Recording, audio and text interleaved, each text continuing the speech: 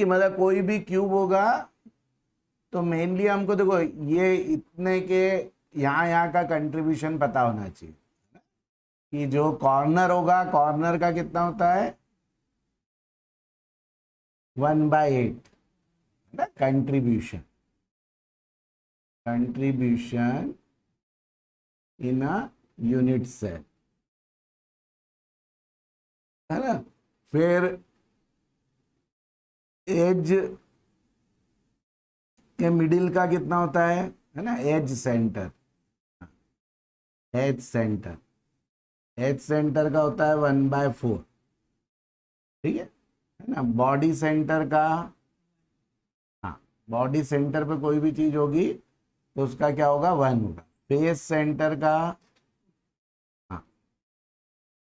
1/2, ये face centre ये होता है, ठीक है। बॉडी सेंटर ये वाली जगह होती है, ठीक है। और एज सेंटर ये हो जाता है, ठीक है।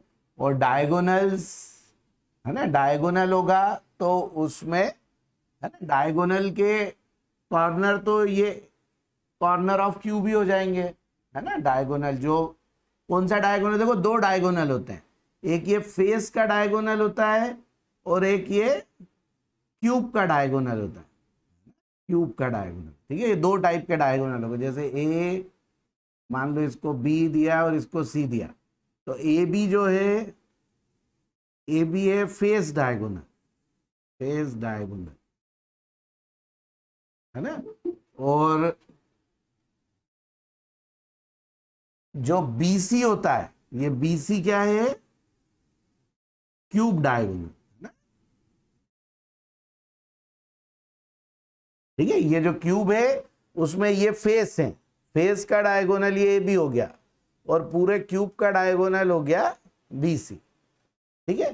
तो देखो फेस का जो डायगोनल होता है उस पर क्या होगा, दो कॉर्नर होंगे और एक फेस का सेंटर होगा, ठीक है, फेस के डायगोनल, ठीक है। तो ऐसा ये लिख लो, ये सब चीजें बड़ी हेल्पफुल होती है जब हमको ऐसे क्वेश्चन आएंगे ना कि फेस डायगोनल से ये चीज हटा दी, है ना, क्यूब के डायगोनल से ये हटा दिया, है ना, तो ये हमें बड़ा ही काम देता है, ठीक है।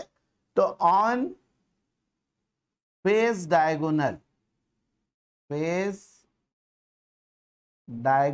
ऑफ क्यूब, है ना, फेस डायगोनल ऑफ क्यूब क्या क्या होगा, एक तो 2 कॉर्नर होंगे,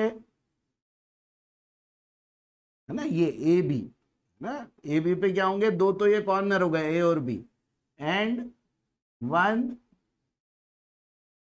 सेंटर ऑफ फेस ना, एक फेस का सेंटर होगा, ठीक है ये, ठीक है, 1 सेंटर ऑफ फेस भी होगा, ठीक है।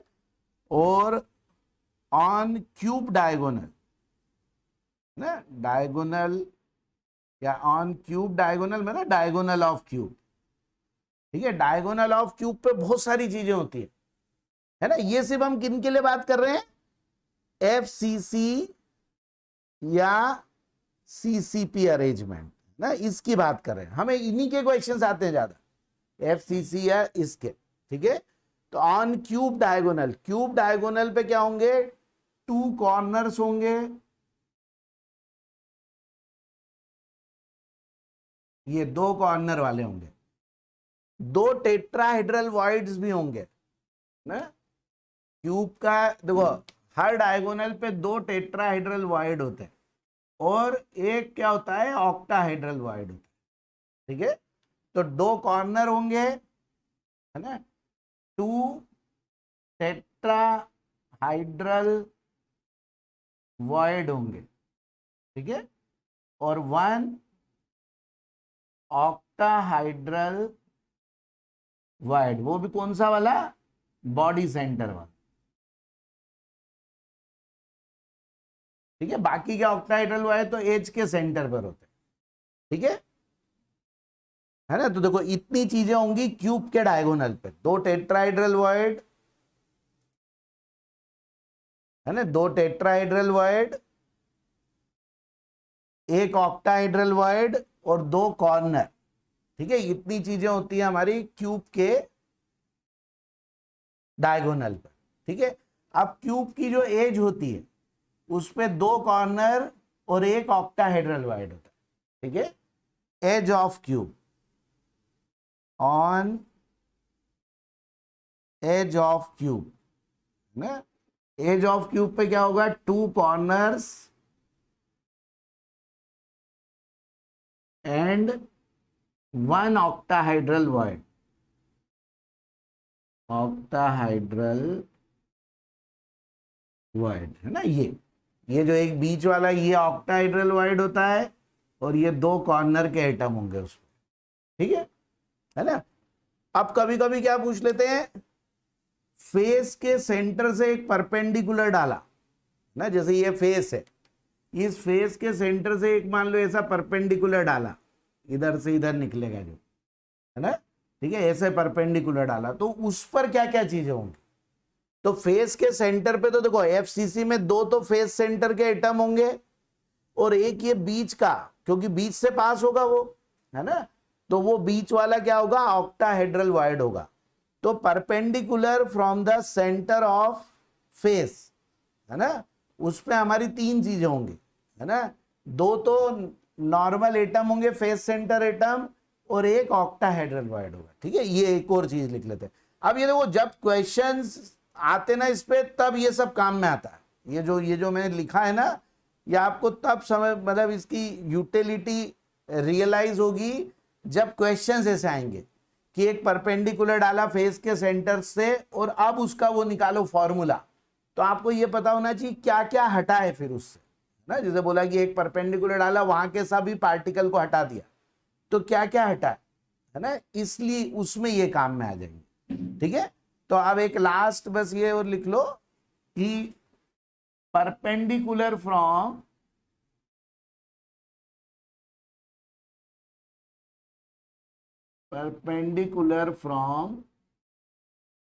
One face centre to opposite face centre, opposite face centre of cube, है ना, ठीक है। तो उसमें क्या क्या चीजें होंगी, 2 तो ये फेस के सेंटर के एटम होंगे और एक ही ऑक्टाहेड्रल है ना, 2 face centre atom and 1 octahedral void, है ना, ये चीजें, ठीक है। 2 फेस सेंटर के एटम होंगे और एक ऑक्टाहेड्रल वॉइड होगा, ठीक है। तो इन प्लेसेस पे ये चीजें होती है, ठीक। तो चलो एक क्वेश्चन करते हैं ना, तो उससे इसकी क्या यूटिलिटी है, हमने जो लिखा है ये मतलब ऐसे ही नहीं लिखा है ना, कुछ ना कुछ इसका फायदा है, ठीक है। तो क्या होगा कि इस पे ऐसे डायरेक्ट ध्यान आप खुद भी कर सकते थे, है ना, लेकिन ऐसे डायरेक्ट ध्यान जाएगा तो ज्यादा आसानी से ये चीजें आ जाएंगी, ठीक है ना। हाँ, जैसे मान लो देखो, हाँ ऐसे लिखो, in a crystal, in a crystal formed by 3 elements, है ना, क्वेश्चन है ये, a crystal formed by 3 elements A, B and C, 3 elements A, B and C,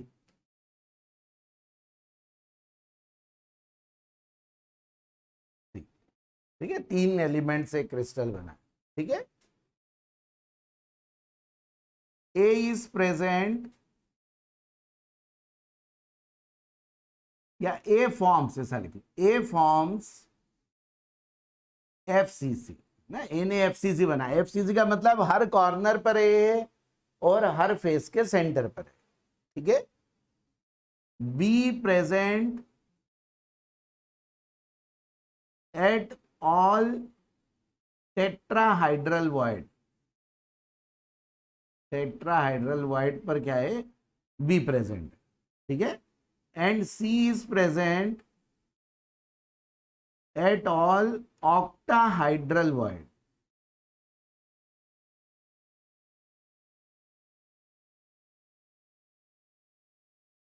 है ना। सी कहां पर है वो है, मतलब ये देखो ये भी अपना वही अरेंजमेंट है, सीसीपी अरेंजमेंट है या एफसीसी अरेंजमेंट है ना, ठीक है, क्योंकि उसी में टेट्राहाइड्रल भी होते हैं, ऑक्टाहाइड्रल भी होते हैं और एफसीसी लिखा ही हुआ है, ठीक है, तो यहां प्रेजेंट है, ठीक है। If all the atoms from if all the atoms from one body diagonal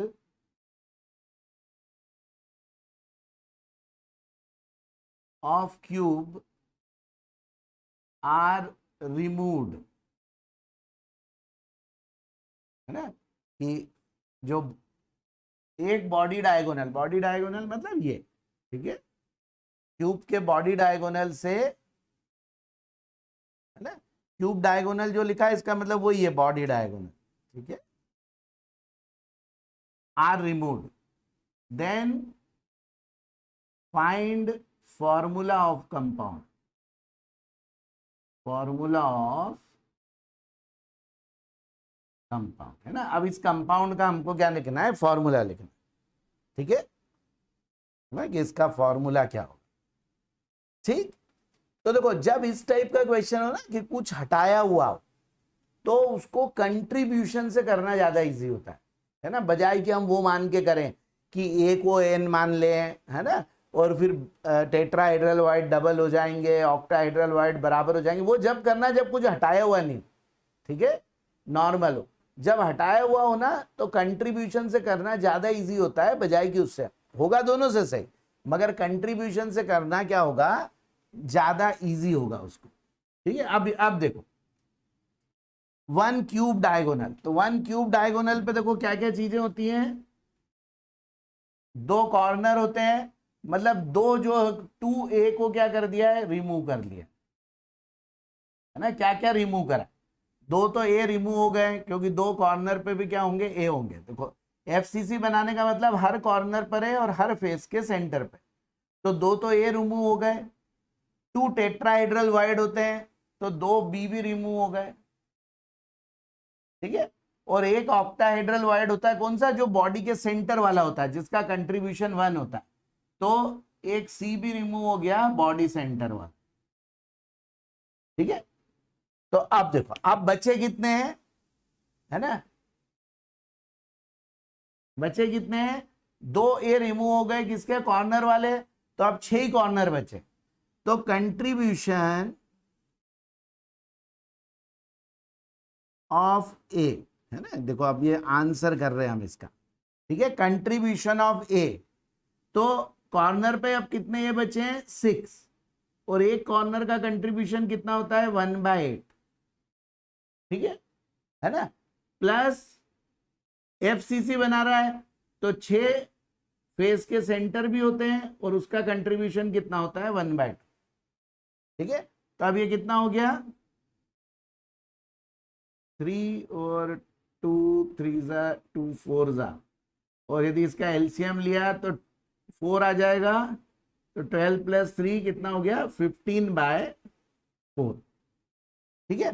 फिर कंट्रीब्यूशन ऑफ बी, तो टेट्राहाइड्रल वाइड कितने होते हैं, टोटल 8 होते हैं, उसमें से 2 हट गए और हर टेट्राहाइड्रल वाइड का 1 होता है, तो इसलिए बी का कंट्रीब्यूशन सीधे क्या हो गया, 6 हो गया, ठीक है। बी का कंट्रीब्यूशन ऑफ सी, है ना, तो सी का कंट्रीब्यूशन कितना होगा, देखो बॉडी के सेंटर वाला ऑक्टाहाइड्रल वाइड हट चुका है ना, तो उसको तो हमको देखना ही नहीं है, अब बाकी का ऑक्टाहाइड्रल वाइड कहां प्रेजेंट होते हैं, एच के सेंटर्स पे, एच के सेंटर का कंट्रीब्यूशन होता है 1/4, और टोटल एज कितनी होती है, 12, तो सी का कितना हो जाएगा, 12 × 1/4, मतलब कितना हो गया, 3।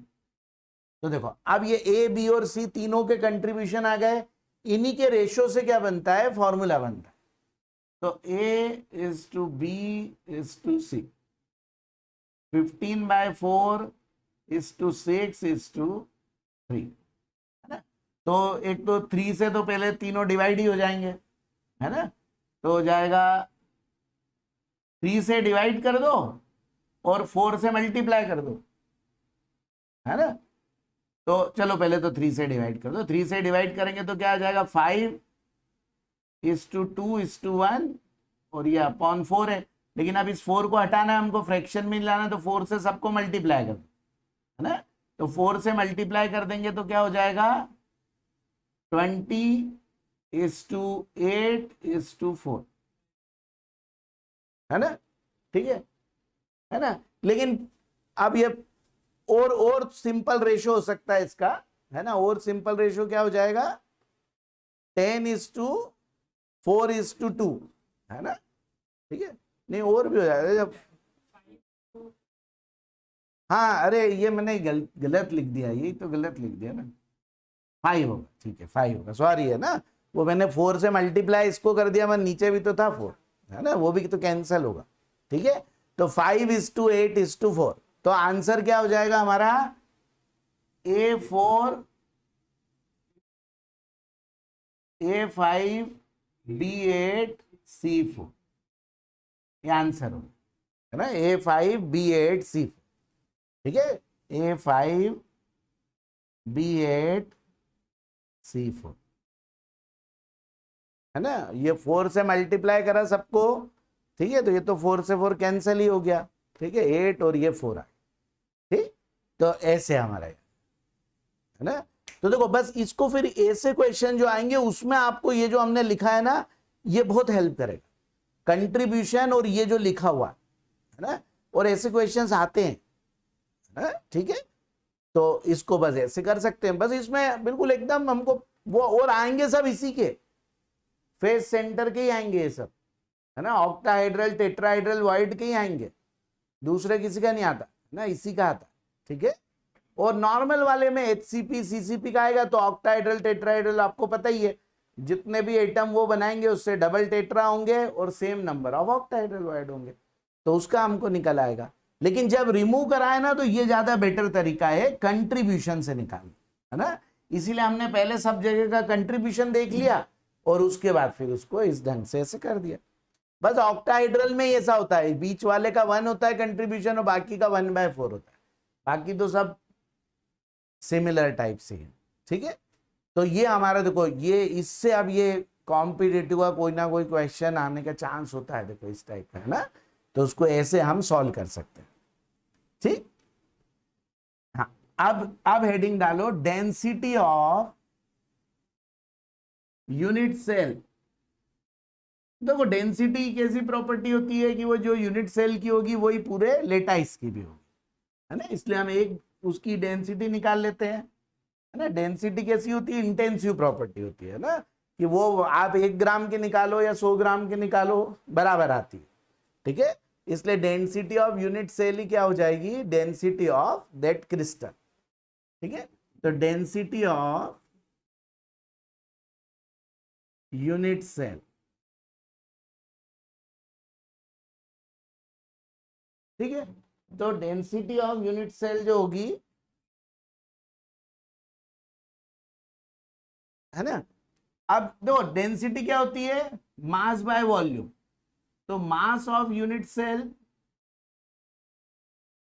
Divided by volume of unit cell. ठीक है, अब ये हमको डेंसिटी सिर्फ किसके लिए करनी है, क्यूबिक के लिए करनी है ना, क्यूबिक यूनिट सेल्स।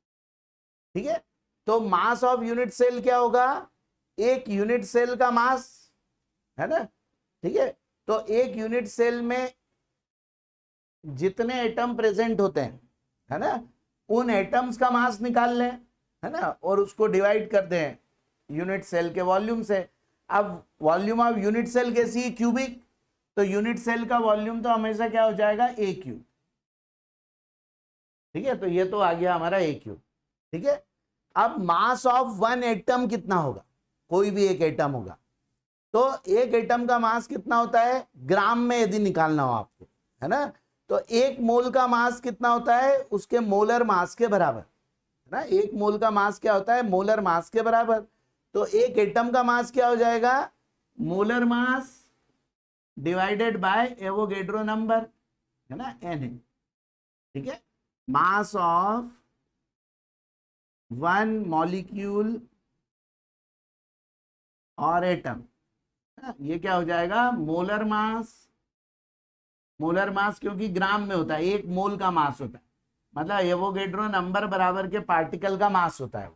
तो एवोगैड्रो नंबर बराबर पार्टिकल का मास इतना है, तो एक का मास कितना हो जाएगा, दिस डिवाइड बाय दिस, ये एक का मास हो गया। और एक यूनिट सेल में कितने एटम होते हैं, कंट्रीब्यूशन के बराबर, मतलब Z के बराबर। तो this is the mass of unit cell, ये हो गया यूनिट सेल का मास और डिवाइडेड बाय ए क्यूब, है ना।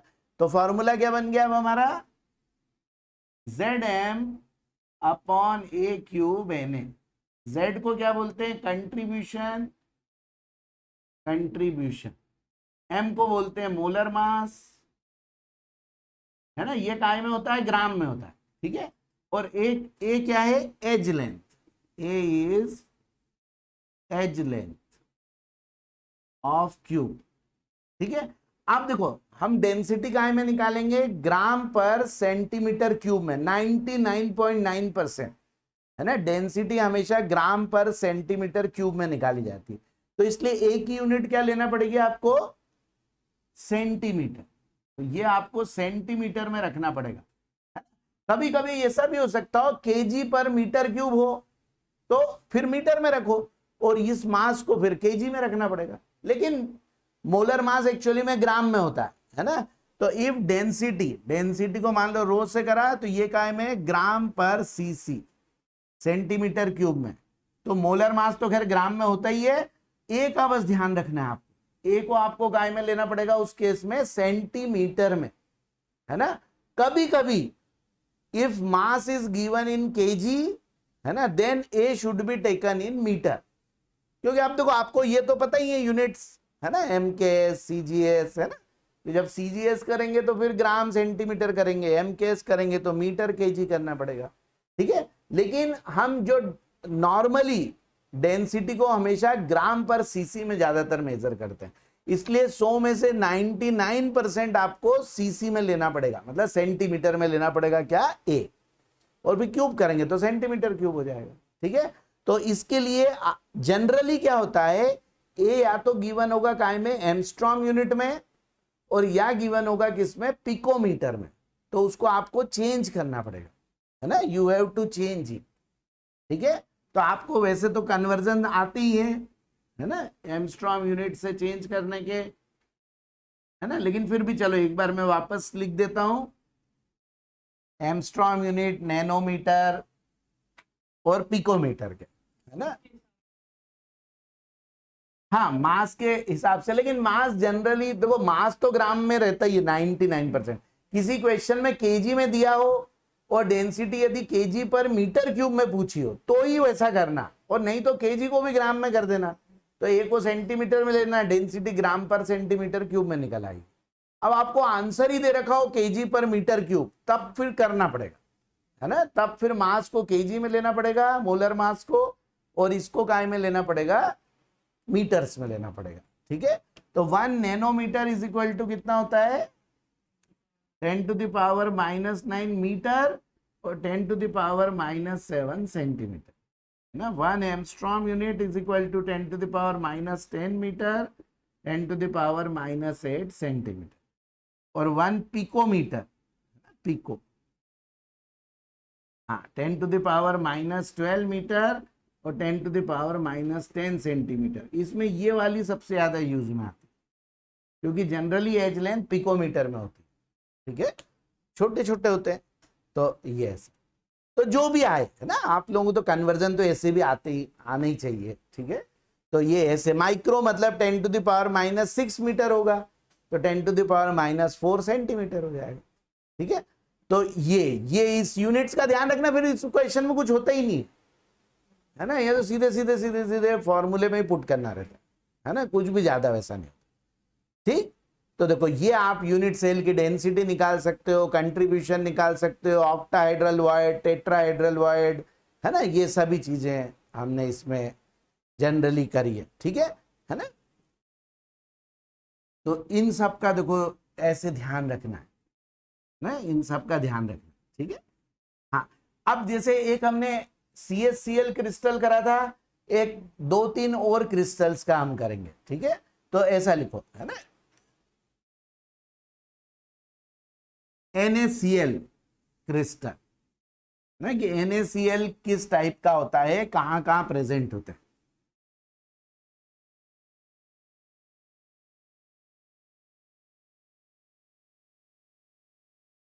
ठीक है, तो NaCl,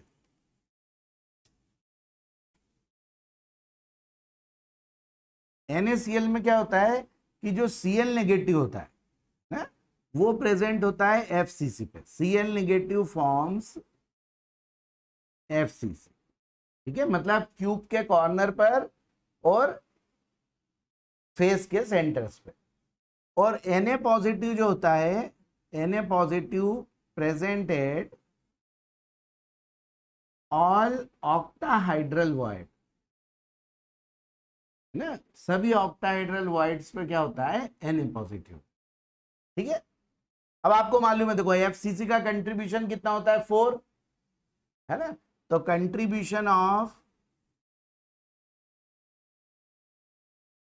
Cl नेगेटिव ये कितना हो जाएगा, 8 इंटू 1/8 प्लस 6 फेस वाले इंटू 1/2, मतलब कितना हो जाएगा, 4।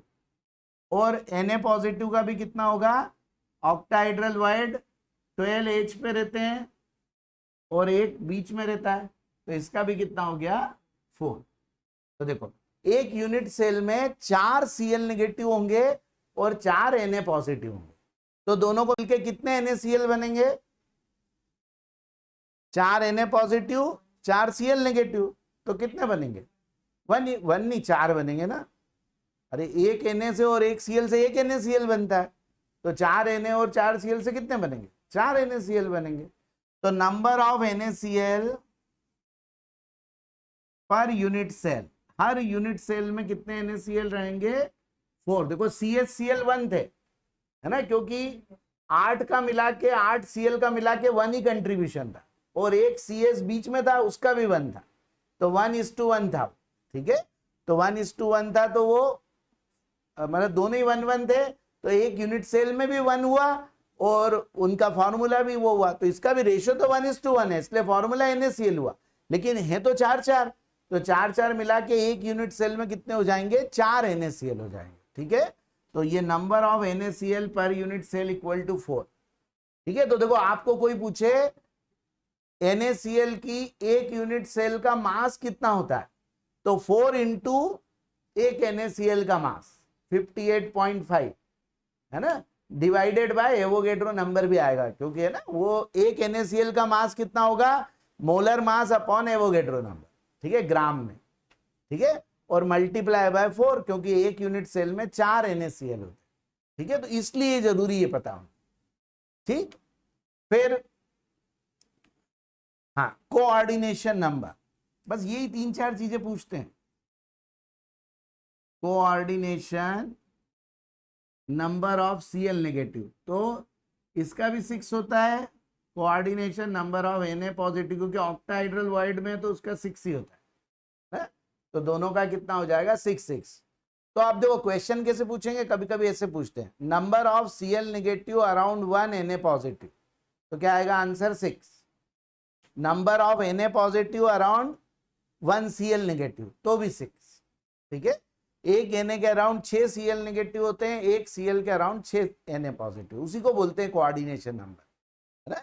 आयनिक में कोऑर्डिनेशन नंबर ऐसा हो जाता है, केटायन के अराउंड कितने एनायन है, एनायन के अराउंड कितने केटायन, ठीक है। तो ये इसका ये हो गया, ठीक है।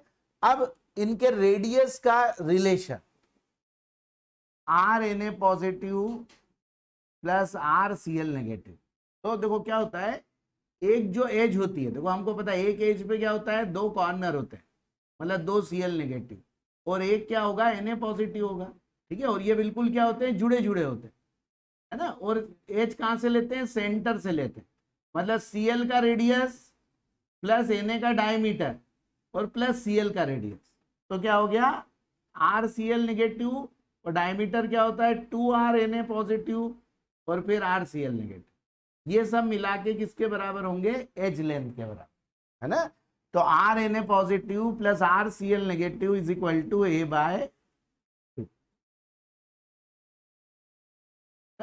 तो देखो ये Na पॉजिटिव और Cl नेगेटिव के रेडियस का रिलेशन, जैसे वो CS और उसका करा था एक हमने, है ना, √3/2, है ना, A, ऐसे ये क्या होगा A/2।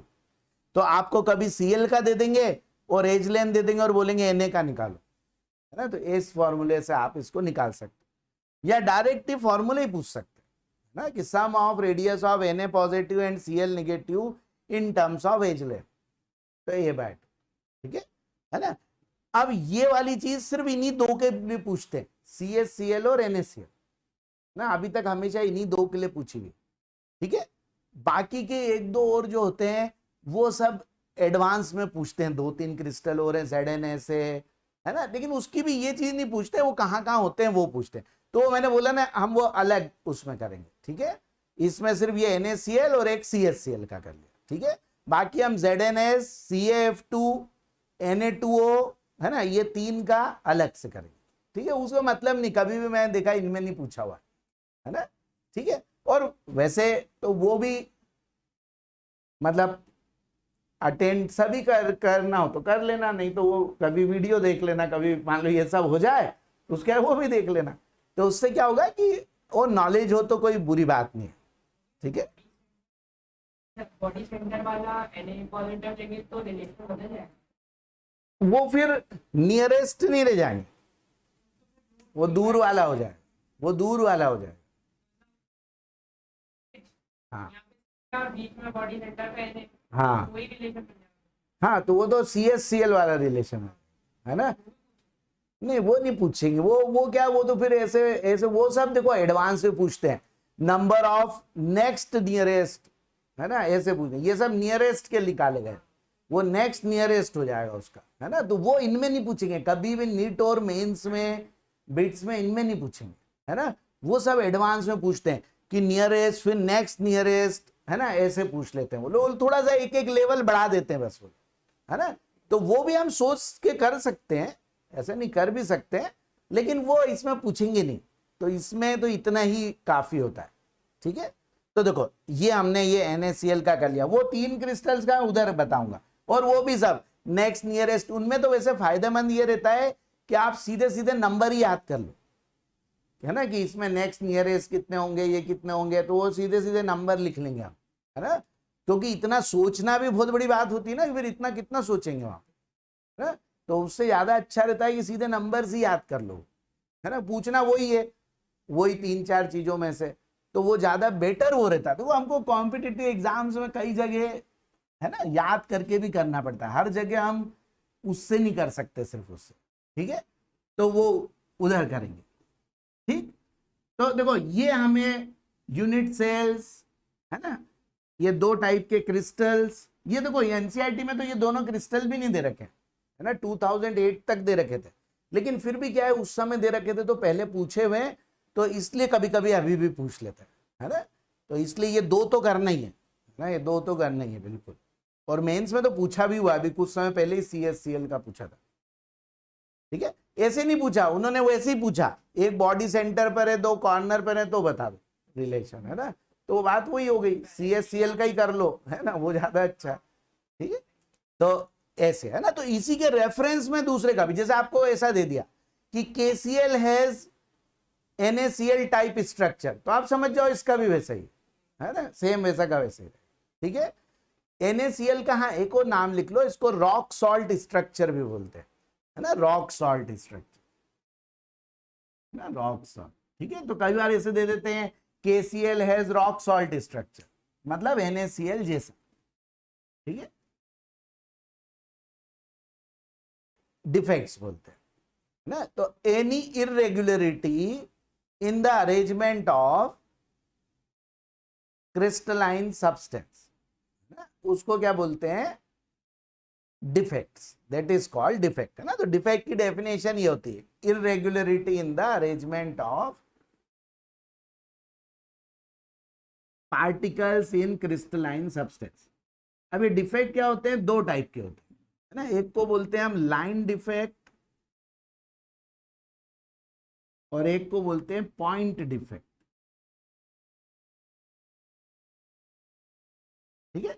तो लाइन डिफेक्ट का तो मतलब होता है कि पूरी की पूरी जो रो है वो एक पूरी की पूरी रो में ही कोई डिफेक्ट आ जाए, उस रो के मान लो कोई भी पार्टिकल प्रेजेंट ही नहीं है, या उस रो के पार्टिकल ऊपर नीचे हो गए, अपनी जगह से डिसलोकेट हो गए, उसको बोलते हैं हम लाइन डिफेक्ट, मतलब irregularity in whole row, that is called line defect. या उसकी जगह दूसरे के पार्टिकल आ गए, है ना, मान लो NaCl में Na की जगह कोई Sr आ गया, है ना, सभी जगह पर Cl के प्लेस पे F आ गया, है ना, कुछ भी आ जाए, ठीक है, उसको बोलते हैं हम लाइन डिफेक्ट, कि पूरी रो में कोई एबनॉर्मलिटी आ जाए, ठीक है, that is called line defect.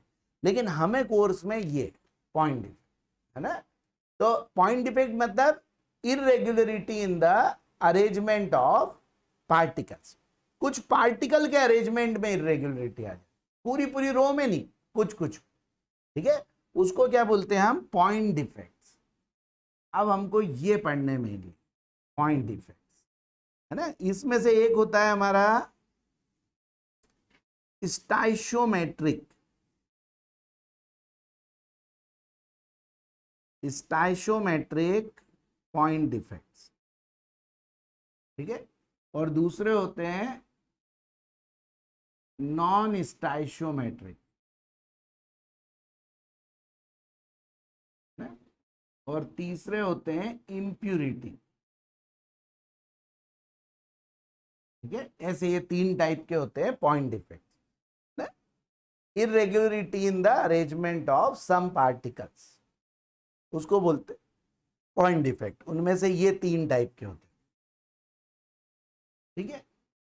अब स्टाइशोमेट्रिक और नॉन स्टाइशोमेट्रिक मेनली आयनिक के लिए वर्ड यूज करे जाते हैं, है ना। स्टाइशोमेट्री का मतलब होता है एनायन केटायन का रेशियो ना, जो एनायन और केटायन जो होते हैं, जैसे CaF2, तो इसमें 1:2 के रेशियो में, ये इसकी स्टाइशोमेट्री है ना। Al2O3, तो ये 2:3 के रेशियो में, तो Al3 पॉजिटिव और O2 निगेटिव की स्टाइशोमेट्री क्या है, 2:3 है। तो जिन डिफेक्ट में ये स्टाइशोमेट्री पहले भी वही रहती है, बाद में भी वही रहती है, मतलब स्टाइशोमेट्री में कोई भी चेंज नहीं आता है, उनको बोलते हैं स्टाइशोमेट्रिक पॉइंट डिफेक्ट, है ना। हाँ, तो देखो इसके लिए किसी छोटी सी लाइन लिख लो, no change in stoichiometry of crystal after the defect, after the defect, मतलब जो रेशियो था वो जैसा पहले था वैसे ही हो, एनायन केटायन का जो रेशियो था वो सेम ही, ठीक है, तो उसको बोलते हैं हम स्टाइशोमेट्री, तो वो चेंज नहीं होने को स्टाइशोमेट्रिक पॉइंट डिफेक्ट होते हैं। और जिनमें ये स्टाइशोमेट्री चेंज हो जाती है, change in stoichiometry after the defect, है ना, उसको बोलते हैं हम नॉन स्टाइशोमेट्रिक पॉइंट डिफेक्ट। जैसे मान लो पहले रेशियो था Al2O3, बाद में हो गया Al2.4O3 या Al1.8O3, है ना, या Al2O2.8, मतलब कुछ चेंज हो जाए उस रेशियो, ठीक है, उसको बोलते हैं हम नॉन स्टाइशोमेट्रिक, ठीक है।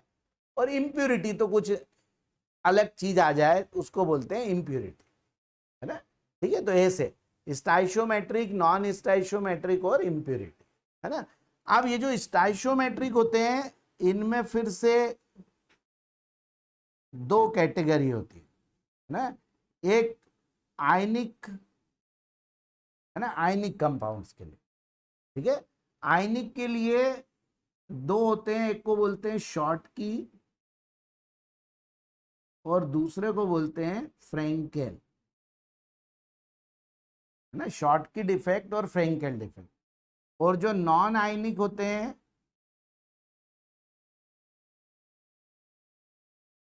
इसमें भी 2 होते हैं, एक को बोलते हैं वैकेंसी डिफेक्ट और एक को बोलते हैं हम इंटरस्टिशियल,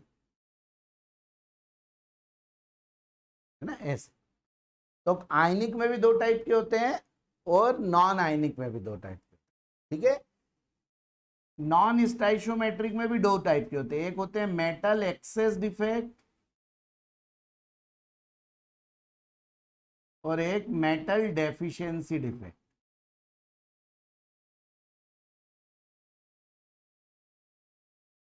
ठीक है, ऐसे। ठीक, तो बस इन्हीं को हमको पढ़ना है। इंप्यूरिटी तो देखो आपने N type P type semiconductor पढ़े होंगे, तो वो भी एक तरह से इंप्यूरिटी होती है ना, कि 14 ग्रुप वालों में 15 की इंप्यूरिटी ऐड कर देते हैं तो एन टाइप सेमीकंडक्टर बन जाते हैं, 13 की कर देते तो पी टाइप बन जाते हैं, तो वो भी एक तरह से इंप्यूरिटी डिफेक्ट है। ठीक है, तो अब देखो, अब हम इसको एक एक करके पढ़ेंगे। शॉर्ट की डिफेक्ट इजी है, देखो ये सब इजी है। ठीक है, शॉर्ट की डिफेक्ट,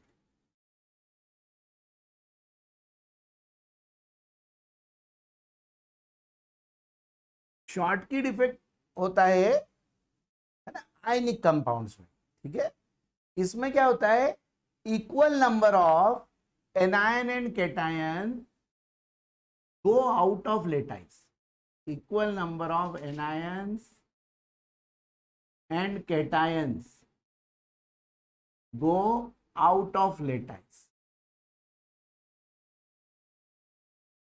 ठीक है, उसके बाहर ही चले गए इक्वल नंबर में लेके, है ना, तो इससे स्टाइशोमेट्री बिगड़ती नहीं। देखो इसमें उन्हीं में होता है जिनमें 1:1 का रेशियो होता है, इसमें कैटायन और एनायन का रेशियो हमेशा 1:1 ही होगा। ठीक है, सेम रेशियो होगा। ठीक है, तो उनमें से सेम नंबर में बाहर जाएंगे तो स्टाइशोमेट्री इनकी बिगड़ेगी, है ना, वही की वही स्टाइशोमेट्री रहेगी। जैसे फॉर एग्जाम्पल, जैसे मान लो पॉजिटिव या मान लो NaCl, तो Na positive Cl negative, Na positive Cl negative, Cl negative. अब यहाँ का एक Na पॉजिटिव क्रिस्टल के बाहर चलेगी। ठीक है, अब ये यहाँ का एक क्या हो गया, Cl नेगेटिव भी क्या हो गया, क्रिस्टल के बाहर चलेगी, क्योंकि दोनों बराबर नंबर में जाना चाहिए। अब हमने मान लिया कि दोनों एक एक क्या हो गए, बाहर चले गए। यहाँ से एक Cl नेगेटिव चले गया, यहाँ से एक Na पॉजिटिव। ऐसे नहीं होता, बहुत होते, है ना, बदला कि मतलब हाफ मोल Na पॉजिटिव चले गए, हाफ मोल Cl नेगेटिव चले गए, है ना, पूरे क्रिस्टल में से। तो अब देखो इनकी जगह पे क्या हो जाएगा, गैप क्रिएट हो जाएगा, है ना, ये जहां जहां से Na पॉजिटिव Cl नेगेटिव गए वहां वहां क्या हो जाएगा, गैप क्रिएट हो जाएगा। तो जब भी ये डिफेक्ट होता है तो इससे क्या होता है, डेंसिटी ऑफ क्रिस्टल डिक्रीज हो जाती है। इसमें क्या हो जाता है, डेंसिटी ऑफ क्रिस्टल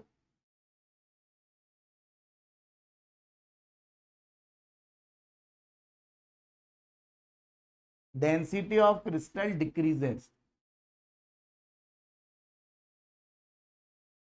है ना, इससे उसकी क्रिस्टल की डेंसिटी डिक्रीज हो जाती है। ठीक है, क्योंकि अब ये बाहर चले गए, है ना, ठीक है, कुछ चीज, तो इससे जो क्रिस्टल होगा, जिस भी क्रिस्टल में, है ना, शॉर्ट की डिफेक्ट होगा, उसकी डेंसिटी क्या हो जाएगी, कम हो जाएगी। और ये जनरली उन्हीं में होता है जिनमें साइज ऑफ एनायन कैटायन थोड़ा सिमिलर होता है ना। ठीक है, हाँ, तो this defect arises in those crystals in which size of anion and cations are similar, है ना, हम सेम तो नहीं बोल सकते बट सिमिलर, दोनों के साइज क्या होते हैं, सिमिलर होते हैं। ठीक है, सेम तो बहुत रेयरेस्ट ऑफ रेयर ही होते हैं कि जब दोनों के साइज सेम। ठीक है, तो फॉर एग्जाम्पल ये एग्जाम्पल्स भी पूछते हैं, NaCl, KCl, LiCl, CSCl, generally alkali metal halides जो होते हैं उनमें ये डिफेक्ट जनरली होता है, अल्कली मेटल हैलाइड्स। लेकिन ये नहीं कि एक ही डिफेक्ट होता हो, एक में एक से ज्यादा टाइप के भी हो सकते हैं। ठीक है, और एक ये लिखना AgBr, ये बहुत बार पूछा हुआ है AgBr, एटसेट्रा। ये एक ऐसा क्रिस्टल है जिसमें ये डिफेक्ट भी होगा और फ्रेंकेल भी होगा, है ना। तो इसको देखो स्पेशली याद रखना पड़ेगा, है ना। इस डिफेक्ट को स्पेशली याद रखना पड़ेगा, ठीक है, कि इसमें शॉर्ट की भी हो सकता है और फ्रेंकेल भी हो सकता है, ठीक है ना। तो देखो शॉर्ट की डिफेक्ट में ये चीजें हमें ध्यान रखना है ना, कि एक तो 1:1 रेशो वाले में ही होता है ये, है ना। एनायन कैटायन साइज जिनके सिमिलर होते हैं उन्हीं में होता है, और डेंसिटी ऑफ क्रिस्टल डिक्रीज हो जाती है। स्टाइशोमेट्री सेम रहती है, उसमें कोई भी फर्क नहीं पड़ता। जो स्टाइशोमेट्री पहले थी वही स्टाइशोमेट्री इनमें बाद में भी रहती है, ठीक। अब फ्रेंकेल डिफेक्ट,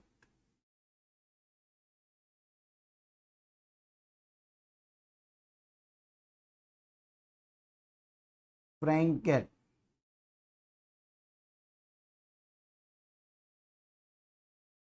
तो फ्रेंकेल डिफेक्ट में क्या होता है, कुछ भी चीज बाहर नहीं जाती, सिर्फ डिसलोकेट हो जाती। तो इसमें लिखो स्मॉलर आयन जनरल। अच्छा, कौन ज्यादा स्मॉल होता है एनायन कैटायन में से? कैटायन ही अधिकतर छोटा होता है। इवन CH Cl में लगभग बराबर है, फिर भी थोड़ा सा कैटायन छोटा रहता है, ठीक है। बहुत कम ऐसा होता है कि एनायन से छोटा, सॉरी, कैटायन से छोटा एनायन हो सकता है। फ्लोरीन के केस में कभी कभी हो जाता है ना, जैसे CaF2 है उसमें हो जाता है, Ca थोड़ा सा बड़ा रहता है, जो F होता है वो छोटा होता है। लेकिन बाकी, है ना, mostly cations are smaller than anions ना, ये ध्यान रखना। कैटायन में क्या होता है, एक इलेक्ट्रॉन जाता है, तो साइज ऐसे ही छोटी हो जाती है। एनायन में इलेक्ट्रॉन आता है तो साइज बड़ी हो जाती है, ठीक है। तो जनरली स्मॉलर आयन कौन सा होता है? कैटायन, है ना। 100% नहीं है ये, जनरली कैटायन, है ना, dislocate from its perfect lattice site and comes into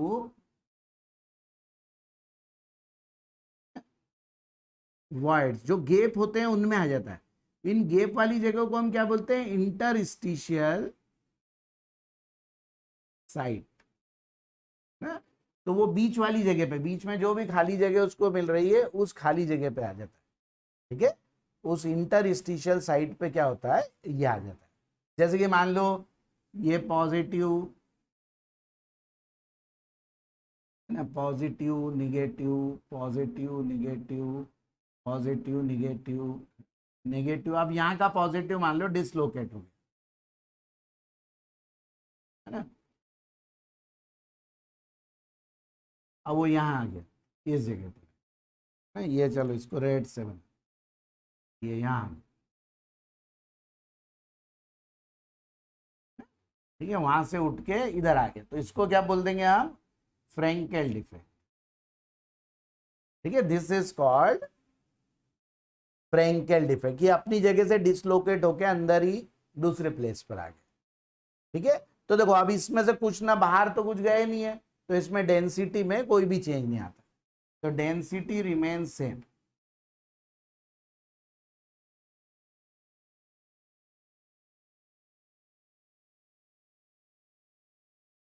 ना डेंसिटी में इसमें कोई भी चेंज नहीं आता, ठीक है। और ये जनरली उसमें क्या होगा, जिनमें साइज में डिफरेंस ज्यादा हो, है ना। तो this defect arises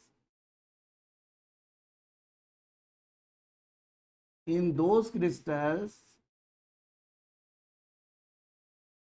in which size of anion and cation differ, size of anion and cation has a large difference, ठीक है, जिनमें ज्यादा होता है। जैसे फॉर एग्जांपल सिल्वर हेलाइड्स में ज्यादातर होता है, AgCl, Ag, देखो ये AgBr इज कॉमन है, इसमें दोनों ही डिफेक्ट होते हैं, ठीक है ना। ZnS, etc। इनमें क्या हो जाता है हमारा फ्रैंकेल डिफेक्ट।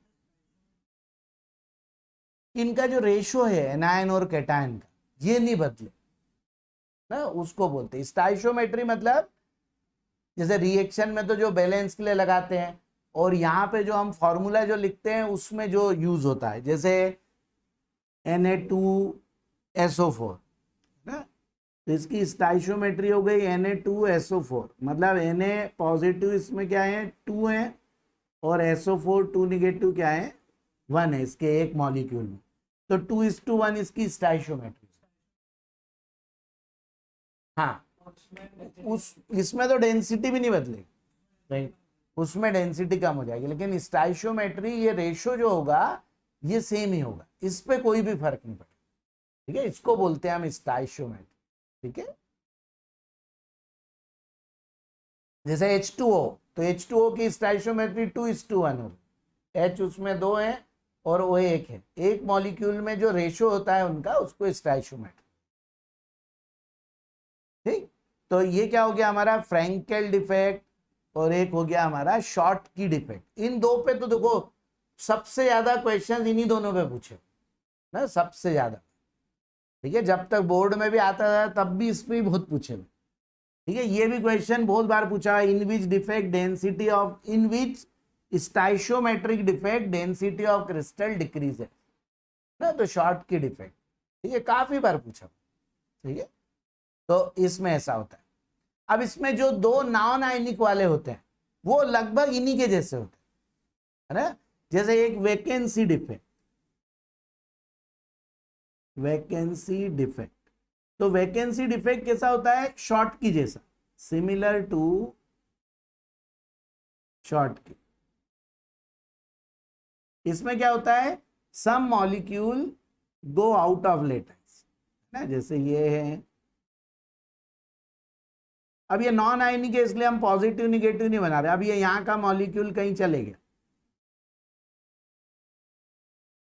यहां का भी कहीं चले गया, तो ये दो जगह के कहीं चले गए, है ना, तो ये क्या हो गया वैकेंसी डिफेक्ट बोल देते हैं। हे शॉर्टकट जैसा ही, इसमें भी डेंसिटी डिक्रीज होगी, है ना, डेंसिटी क्या हो जाएगी डिक्रीज होगी। ठीक है, तो इसको बोलते हैं हम वैकेंसी डिफेक्ट।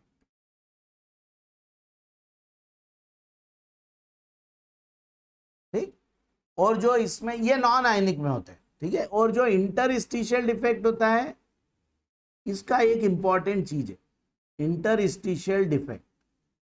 इसमें क्या होता है, सम एक्स्ट्रा मॉलिक्यूल और atom come in the interstitial side, मतलब देखो उसमें तो क्या हुआ था अपनी जगह से हटके इधर चले गया था, है ना, फ्रैंकेल में। लेकिन इसमें क्या होता है कि कुछ ये तो जो इसके हैं वो तो है ही, ये जैसे ये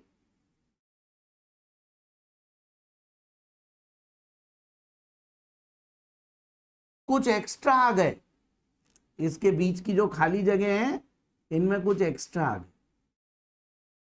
ठीक है, ये एक्स्ट्रा वाले जो ये आ गए, ये तो इसको बोलते हैं हम इंटर। तो इसमें देखो क्या हो गया, डेंसिटी इंक्रीजेस,